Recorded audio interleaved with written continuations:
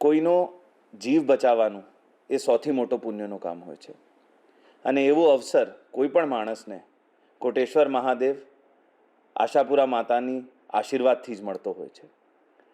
કચ્છના ઉપર જે ડીપ ડિપ્રેશન 2-3 દિવસથી હતો, હવે આવતીકાલે સવારે એ ચક્રવાતમાં કન્વર્ટ થવાના છે.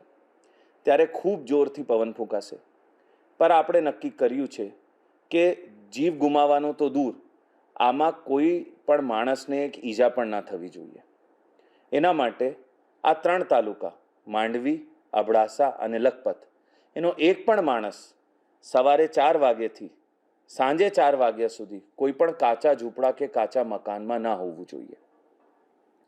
જે કંઈ માણસો આપણા ગામમાં, આપણી શહેરીમાં ગરીબ માણસો હોય, કાચા ઝૂંપડામાં રહેતા હોય કે કાચી પતરાવાળી દુકાનમાં હોય, એને આપણે સવારે 4 થી સાંજે 4 એ 12 કલાક માટે ગામની પાકી શાળા, કોઈ વાડી, કોઈ ધાર્મિક સ્થળ અથવા જરૂરત પડે તો પોતાના ઘરમાં રાખવાના છે, જેથી એને કોઈ પણ પ્રકારની ઈજા ના થાય.